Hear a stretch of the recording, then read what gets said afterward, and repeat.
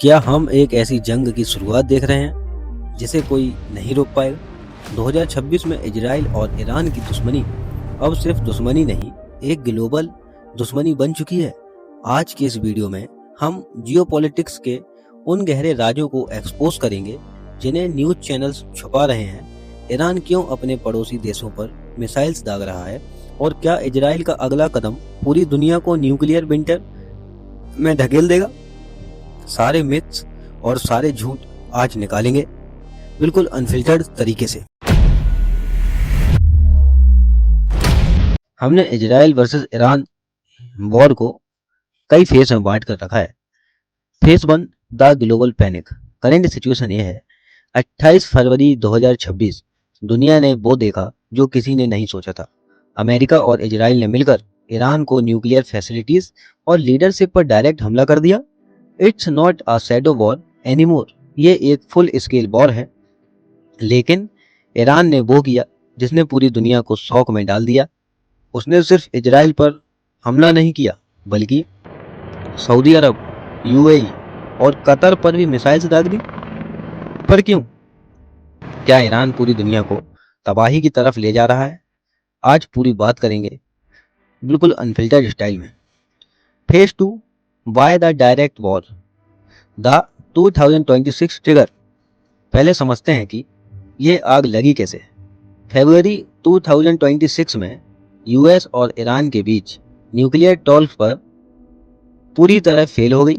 Israel को खबर मिली कि ईरान सिर्फ घंटों की दूरी पर है अपना पहला एटॉमिक बॉम्ब बनाने से।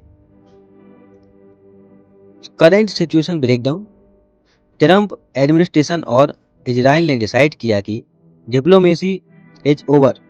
उन्होंने तेहरान के कमांड सेंटर्स और नेतांज न्यूक्लियर साइट पर बंकर बस्टर बॉम्ब गिरा दिए और इसका रिजल्ट ये रहा, ईरान के सुप्रीम लीडर और टॉप कमांडर्स को टारगेट किया गया।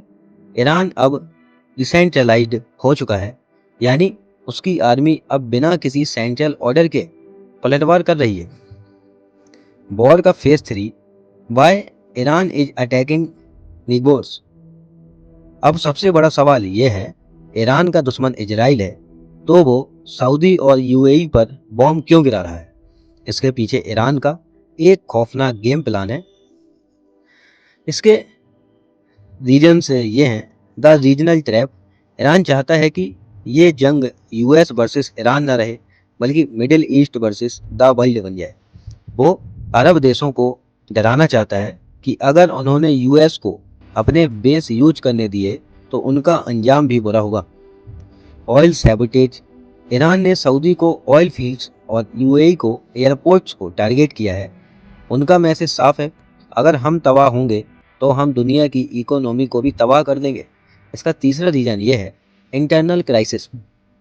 2026 की शुरुआत में ईरान में भारी प्रोटेस्ट हो रहे हैं। वॉर शुरू करके वहाँ की गवर्नमेंट लोगों का ध्यान भटकाना चाहती है, जिस वजह से ये वॉर काफ़ी ज़्यादा बढ़ रहा है। Phase 4, myth versus reality.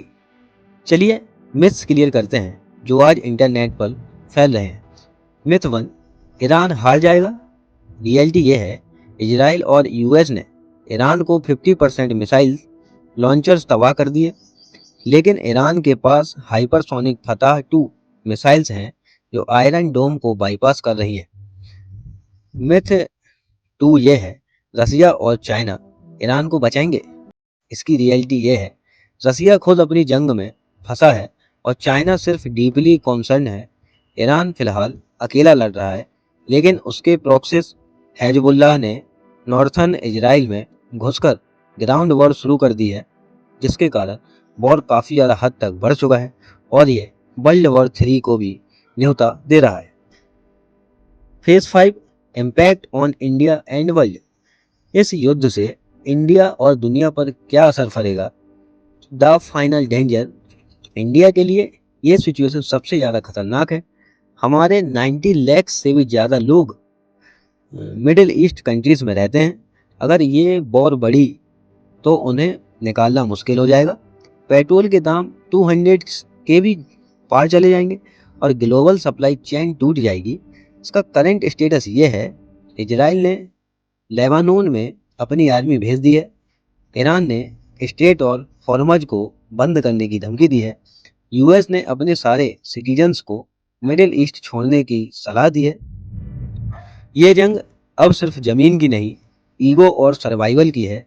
Iran एक होने में घिरा हुआ है, शेर है जो मरते वक्त सबको जख्मी करना चाहता है, और इजराइल एक ऐसी शक्ति है जो अपने दुश्मन का नामो निशान मिटाने पर तुला हुआ है।